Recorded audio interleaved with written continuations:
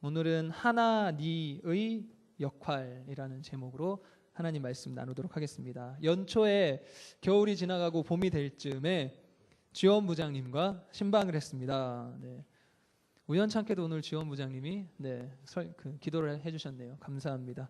신방을 하는데요, 지원부장님과 만났으면 무슨 부 얘기를 해야 할까요? 지원부 얘기를 해야 하는데 선교부 얘기를 했습니다. 선교부장님 죄송합니다. 지원부장님과 만나서 선교 얘기를 쭉 했습니다. 그 주제가 그거였습니다. 누구를 위한 선교인가? 선교의 주인공은 누구인가? 하나님을 위한 선교를 나가는 것인가? 아니면 나를 위한 선교를 나가는 것인가? 이런저런 얘기를 했습니다. 선교 왜 나가야 하는 걸까요? 그런 질문을 던졌습니다. 제가 그때 선교를 가야 할까 말아야 될까? 태국을 가야 할까 말아야 될까? 어떻게 해야 할까 막 고민하는 순간이었기 때문에 제 안에 있는 궁금증을 지원부장님과 함께 그렇게 얘기를 나눴던 것 같습니다. 나를 위한 선교라면 선교를 다시 한번 생각해 보아야 하지 않을까라는 얘기도 나누었던 것 같습니다. 그런 거죠. 나의 신앙의 성장을 위해, 일단 하나님의 영광을 위해 그 땅을 밟는 거는 두 번째 목적이고, 나를 위한 선교, 나의 신앙의 성장, 나의 뜨거움을 위해 가는 선교는 아닐까 점검해 볼 필요가 있다 얘기를 나누었습니다. 그리고요, 해외여행의 목적인데 청년부에서 지원해 주니까 그것을 명목 삼아서 나가는 것은 아닌가, 그런 얘기들도 했습니다. 그리고 이런 얘기도 했습니다. 미약하나마 내가 참 연약해서 선교지에 가면 큰 도움은 줄 수 없겠지만 그래도 미약하나마 하나님의 영광을 위하여 전도도 하고 땅 밟으며 기도도 하고 한글 교육도 하고 캠퍼스에 가서 영혼들에게 주의 진리의 말씀, 미약하나마 그 일이라도 감당해 보고 싶어서 선교를 떠나는 경우도 있을 수 있다라는 얘기를 했습니다. 2007년도에 제가 파키스탄에 선교를 갔는데요, 그때 선교사님이랑 이런 얘기를 나눴던 적이 있습니다. 선교사님이 10명 남짓한 파키스탄 팀이 입국을 했을 때 너무 기쁜 마음으로 환영을 해주셨습니다. 여러분들이 와주셔서 너무 고맙습니다. 그런데 나중에 단둘이 얘기할 시간에 그런 얘기를 하셨습니다. 고맙긴 고맙지만 이런 방법도 있지 않을까 나는 가끔 생각을 한다라는 얘기를 하셨습니다. 무슨 얘기를 했을까요? 1인당 180만 원꼴의 선교 자금이 필요했습니다. 그렇게 10명이면 총 얼마죠? 1,800만 원입니다. 만약에 여러분들이 이곳까지 오지 않고 그 1,800만 원이라는 어마어마한 돈을 전문으로 사역하는 선교사님들에게 후원한다면 오히려 선교사님들이 더 효율적으로 전문적인 사역에 그 자금을, 그 선교비를 쓸 수 있진 않을까요? 그 질문을 딱 듣는데요, 내가 참 부족한 걸 알기 때문에 선교사님이 그런 질문을 던지셨을 때 어떻게 할 말이 없었습니다. 그럴 수도 있겠다.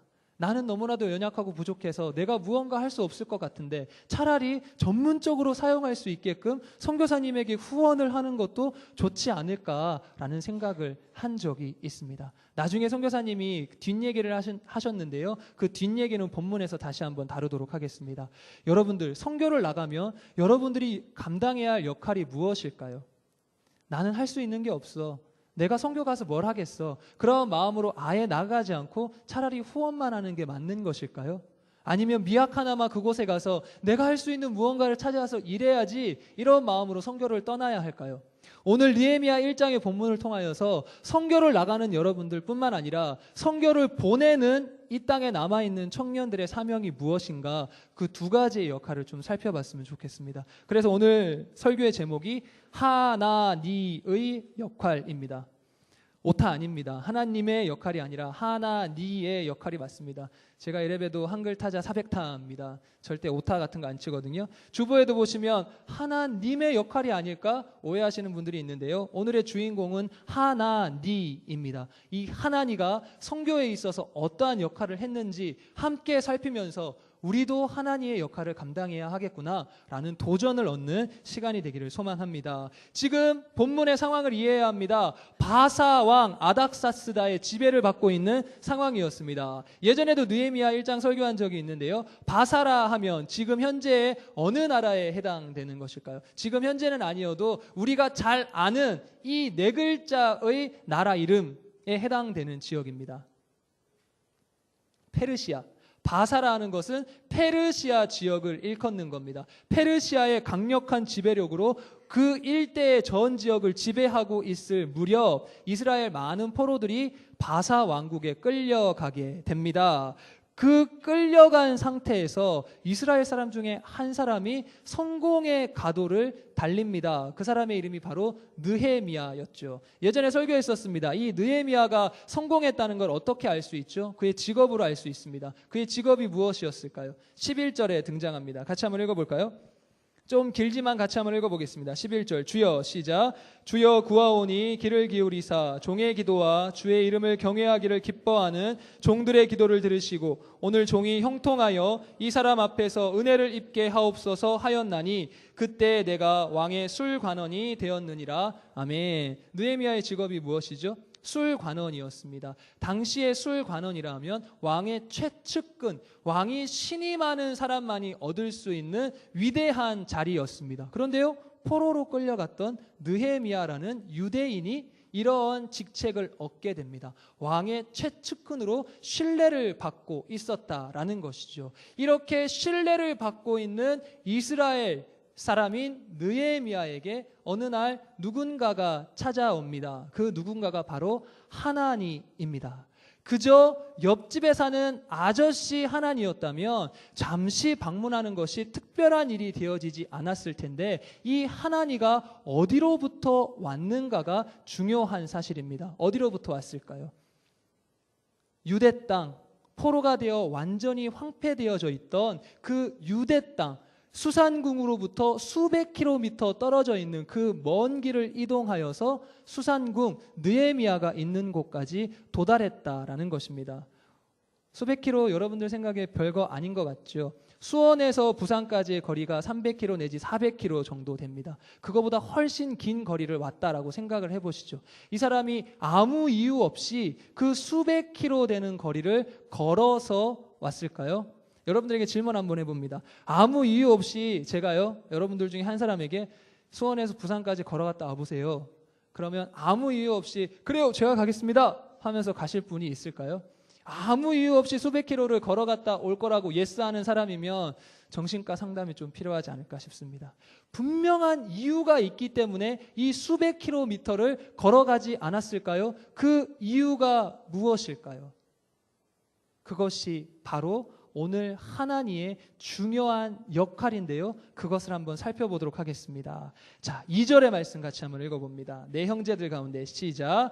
내 형제들 가운데 하나인 하나니가 두어 사람과 함께 유다에서 내게 이를 얻기로 내가 그 사로잡힘을 면하고 남아있는 유다와 예루살렘 사람들의 형편을 물은즉 하나니가 느헤미야 앞에 찾아왔습니다. 그리고 먼 길을 왔다라는 사실을 알기 때문에 느헤미야가 하나니에게 질문합니다. 당신이 고향 땅에서 왔다 하는데 당신 우리의 고향 땅의 형편은 어떠합니까? 이때 하나니가 준비했다는 듯이 3절의 말씀을 고백합니다. 같이 읽습니다. 시작. 그들이 내게 이르되 사로잡힘을 면하고 남아있는 자들이 그 지방 거기에서 큰 환난을 당하고 능욕을 받으며 예루살렘 성은 허물어지고 성문들은 불탔다 하는지라. 아멘. 하나니가 수백 킬로를 걸어서 수산궁에 이르렀습니다. 그 수산궁에 이르러서 수많은 이스라엘 사람들 중에 유일하게 한 명 느헤미야를 만납니다. 왜 느헤미야를 만났을까요? 느헤미야를 만나서 무슨 얘기를 하고 싶어서 그 수백 킬로를 걸어왔을까요? 바로 3절의 이야기를 하고 싶어서 자기 고향 땅이 얼마나 황무한 땅이 되었는지, 자기 고향 땅이 얼마나 크게 무너져 환난과 곤욕을 치르고 있는지를 알리기 위해 느헤미야에게 왔다라는 것입니다. 알리는 것만으로 그의 목적이 끝났을까요? 아닙니다. 왕의 최측근이었던 느헤미야라는 사람을 만났던 이유는 그의 힘을 빌어 귀한 일들을 하고 싶어하는 고향 땅을 회복시키고자 하는 그의 분명한 목적이 있었다라는 것입니다. 하나님의 역할이 무엇입니까? 자기 고향 땅의 형편을 알리고 그 형편을 개선시킬 수 있는 사람을 만나 그에게 그 모든 상황을 전달하여 그가 일할 수 있게끔 정보를 전달하는 것, 그것이 하나님의 역할이었다라는 것입니다. 이제 티벳 팀과 태국 팀이 선교를 떠납니다. 여러분들이 감당해야 할 역할이 하나님의 역할이 아닐까 생각되어집니다. 1차의 선교의 목적은 가서 복음을 전하며 주님의 영광을 드높이는 것에 있겠지만 여러분들이 맡아야 할 2차의 선교의 역할은 그 땅의 어떠함을 보고 와서 그 땅의 황무함을 보고 와서 그 땅의 영혼들이 얼마나 비참한 삶을 살고 있는지 보고 와서 한국 땅에 있는 기도의 동역자들에게 그 상황을 알리는 것, 그리고 그 들었던 얘기들로 그 사람들의 마음이 움직여서 그들도 함께 기도하게 하는 것, 그들도 함께 선교에 동참하게 하는 것, 이것이 선교팀이 감당해야 할 하나님의 역할이라는 것입니다. 서두에 말했던 파키스탄 선교사님이 무슨 질문을 하셨다고 그랬죠? 180만 원씩 10명이면 1,800만 원인데 차라리 그것을 나한테 후원하는 건 어떨까? 라는 질문을 던진 이후에 제가 머뭇거리면서 말을 하지 못하자 선교사님이 그런 말씀을 하셨습니다. 그래도 나는 선교팀을 환영합니다. 왜냐고요? 그 선교팀이 와서 제대로 전도를 하지 못하고 간다 하여도, 한 사람의 영혼도 만나지 못하고 그냥 돌아간다 하여도, 여러분들이 한번 이 땅을 밟고 난 이후 한국으로 돌아간다면 단 한 번이라도 이 땅을 위해 기도하지 않겠습니까? 여러분들이 한 사람을 만나더라도 그 한 사람을 향해 이 파키스탄 땅의 상황과 형편을 알리지 않겠습니까? 나는 그런 기도의 동역자가 한 명이라도 생긴다면 그 팀이 파키스탄 땅에 오는 걸 환영할 것입니다 라고 하는 얘기를 들었습니다. 이것이 하나님의 역할입니다. 내가 미약하여 선교지에 가서 큰 일을 할 수 없을지 모르지만 내가 한국 땅에 돌아와서 하나님처럼 그 황폐한 땅에 관한 이야기를 기도의 동역자들에게 전달하는 것, 그리고 그들을 움직이게 하는 것, 그들도 선교에 동참시키게 하는 것, 이것이 하나님의 역할, 우리 선교팀이 감당해야 할 역할이라는 것입니다. 우리 티벳팀 여러분들, 우리 태국팀 여러분들, 이 일들을 감당할 준비가 되어 계십니까? 난 그저 7일 동안 8일 동안 내게 맡기신 사명만 다하면 끝이야, 그렇게 생각하는 여러분들이 있으셨다면 그 생각을 고쳐 먹으시기 바랍니다. 여러분들에게 맡기신 또 하나의 역할, 귀국하셔서 만나는 사람마다 그 티벳 땅의 형편을, 태국 땅의 형편을 알리며 그들도 느헤미야처럼 움직일 수 있게끔 돕는 역할 감당하셔야 함을 기억하시기 바랍니다. 여기까지 얘기하면 일반 청년들은 그게 우리랑 무슨 상관이지? 왜 이 주일 설교에 티벳팀, 태국팀 따로 불러놓고 얘기하시지? 왜 하나님의 역할을 그들에게만 말하지 않고 우리에게도 말하지? 라는 생각이 드실 겁니다. 이제 하나님의 역할이 아니라 여러분들이 감당해야 할 느헤미야의 역할을 같이 한번 살펴볼까요? 이제 하나니아에게 황폐한 고향 땅의 소식을 들었던 느헤미야가 어떠한 역할을 감당했는지 한번 살펴보자는 겁니다. 느헤미야가 그 땅의 황폐한 소식을 듣습니다. 그리고 어떠한 반응을 보였는지 아십니까? 예상하면 두 가지의 반응을 보일 수 있죠. 소극적인 반응입니다. 안타깝군요. 그런데 내가 도와드릴 일이 없습니다. 내가 가진 여비가 조금 있으니 하나님 이 여비를 가지고 고향으로 잘 돌아가십시오. 소극적인 반응을 보일 수도 있었습니다. 그런데요, 느헤미야는 그와 같은 반응을 보이지 않고 아주 적극적으로 반응하기 시작합니다. 마치 그 일이 나의 일이냐, 그 땅에 털썩 주저앉아 가슴을 찢으며 고향 땅을 위해 회개하며 기도합니다. 자기는 지금 아쉬울 게 없어요. 수상궁에서 성공한 술 맡은 관원장의 역할을 감당하고 있어요. 아쉬울 게 없는 그 사람이 마치 고향 땅의 일이 나의 일이냐 가슴을 찢으며 기도하고 있다라는 것입니다. 하나님가 전하여 준 선교지의 정보를 듣고 그 아픔을 자신의 아픔이라 생각하고 회개하며 기도하기 시작했다는 겁니다. 기도만 했을까요? 아닙니다. 실제로 움직이기 시작합니다. 아닥사스다 왕 앞에 가서 내가 그 땅을 회복시키는 사명을 받았으니 자신을 보내어 달라고 부탁한 이후에 실제로 그 고향 땅에 가서 무너진 성벽을 재건하기 시작합니다. 저는 오늘 이 자리에 앉아있는 우리 청년들, 비록 함께 선교회는 나가지 못하지만 이 자리에 앉아있는 청년들이 이런 느헤미야의 역할을 감당할 수 있기를 소망합니다. 티벳팀의 이야기를 듣고 태국팀의 이야기를 듣고 소극적으로 반응하는 여러분들이 아니라 적극적으로 그 땅의 문제가 나의 일인 양 회개하며 기도하는 우리 청년들이 되기를 소망합니다. 그 땅의 일이 나의 일이냐, 나의 물질을 드리고 나의 마음을 들여 기도하는 느헤미야의 역할을 감당하는 여러분들이 되시길 소망합니다.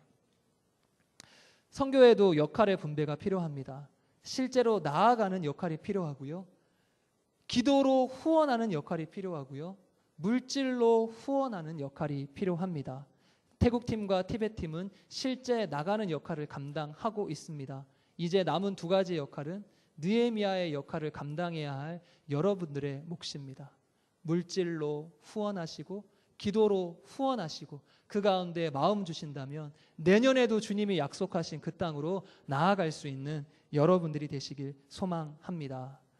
제가 이 물질의 후원, 기도의 후원이 얼마나 절실히 필요한 것인지 뼈저리게 경험한 이야기 하나 해드릴게요. 2006년도였습니다. 제가 속한 선교 공동체는 동남아시아 지역을 중심적으로 선교하는 공동체였는데요. 많은 곳으로 흩어져서 동시에 출발을 합니다. 흩어지기 위해 미얀마, 태국, 방글라데시, 라오스 대여섯 개의 지역으로 대여섯 명의 인원들을 분배하여서 한 30명의 인원이 2006년도에 동남아시아적으로 선교를 하러 가려고 했습니다. 그런데 티켓팅까지 완료했는데 현지에 체류할 비용이 전혀 없었습니다. 1인당 20만 원 정도의 체류 비용이 필요했는데 30명이니까 600만 원 가량의 비용이 필요했겠죠. 그런데 티켓팅을 끝내고 티켓 예약을 완료하고 잔고를 확인했더니 30만 원 정도밖에 통장 잔고가 남아있지 않았습니다. 한 명만 가서 간신히 살 수 있는 그런 비용만 남아 있었다라는 거죠. 이제 인천공항으로 올라가는 버스를 타야 할 시간입니다. 그런데 통장의 잔고는 30만 원입니다. 600만 원을 채워야 하는데 기도의 후원자가 부족하고 물질의 후원자가 부족하니까 벌벌벌 떨면서 우리 이러다가 선교 못 나가는 건 아닌가 두려워하면서 기도하기 시작했습니다. 버스를 타기 직전에 모두 모여서 뜨겁게 기도하고 버스를 타고 올라가는 그 순간 30명이 전화하고 기도의 후원자를 찾고 물질의 후원자를 찾고 그러다 공항에 도착했습니다. 제가 그때 회계의 역할을 담당하고 있었습니다. 그래서 카드를 들고 현금 카드를 들고 공항에 있는 ATM기 앞으로 갔습니다. 마지막으로 기도를 한번 했습니다. 하나님, 5시간 동안 버스를 타고 오면서 물질의 후원자, 기도의 후원자들을 찾았는데 하나님 채우셨습니까? 기도하고 카드를 넣었습니다. 잔고가 얼마가 됐을까요? 603만 원의 잔고가 채워져 있었습니다. 감사하지 않을 수 없었습니다. 모든 팀원들이 부둥켜 안고 하나님께 감사의 기도를 했습니다. 한 명 팀원은 그렇게 말하더군요. 600만 원으로 기도하지 말고 1000만 원으로 기도했으면 1000만 원 채워주셨을 것인데. 그런데 저는 한켠에 아쉬운 마음이 생겼습니다.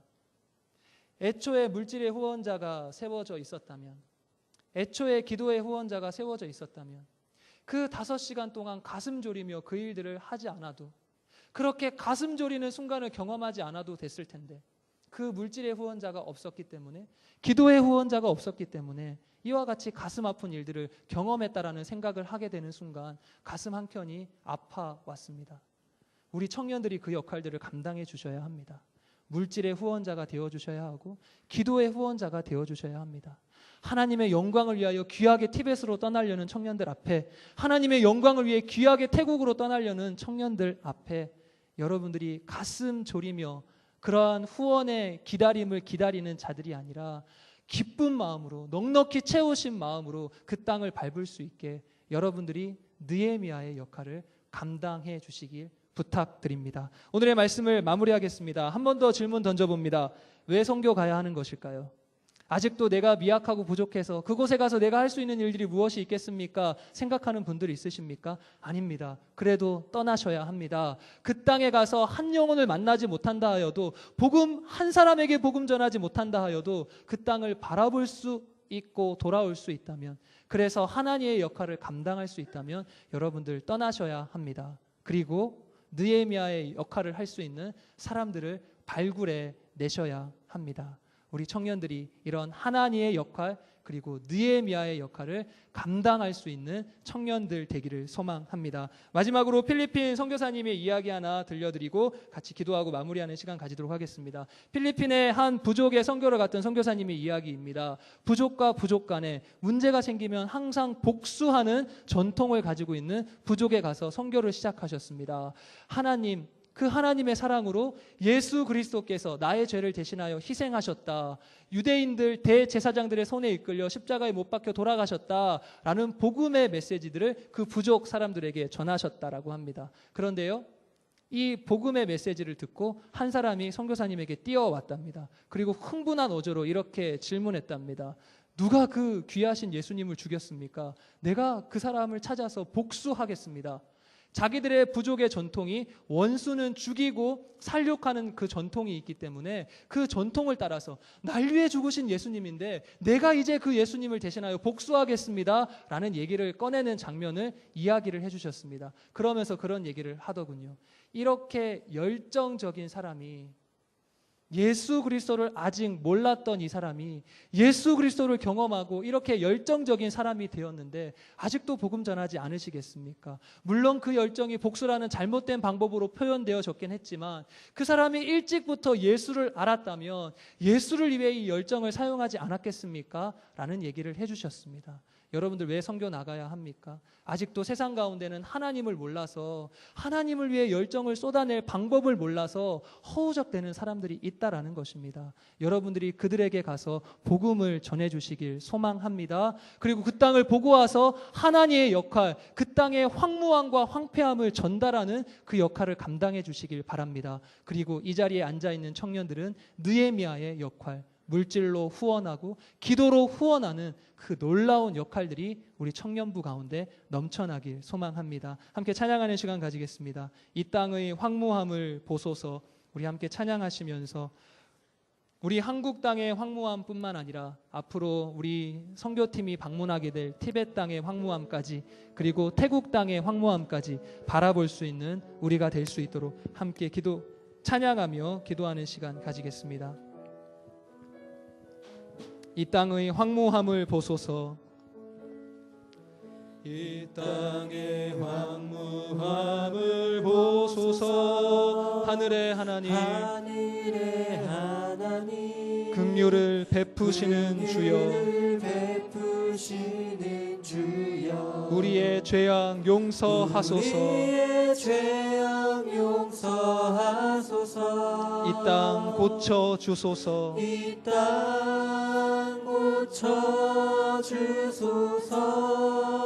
이제 우리 모두 하나 되어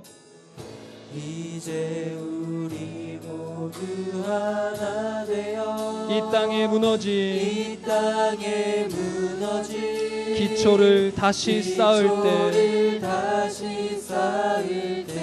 우리의 우상들을 태우실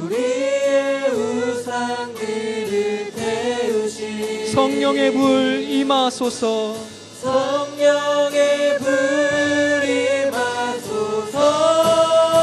부흥의 불길 타오르게 하소서. 아멘.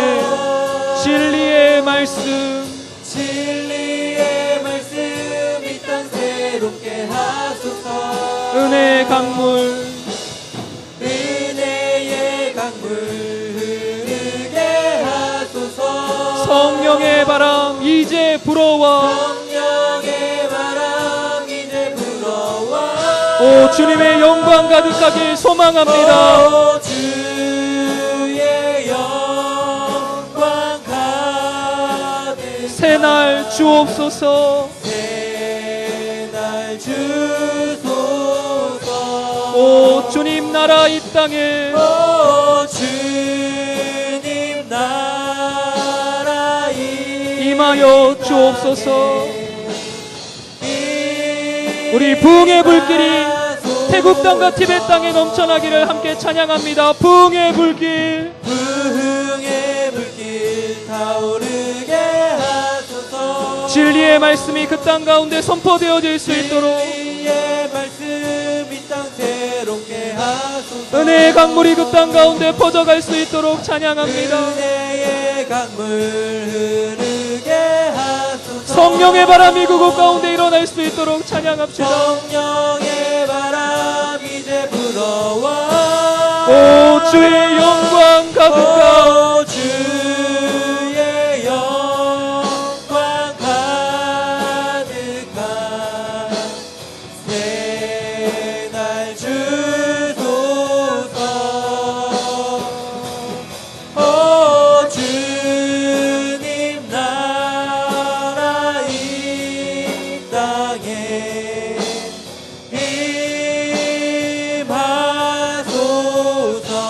말씀 붙들고 또한 귀한 찬양의 가사를 붙들고 함께 기도하길 원합니다.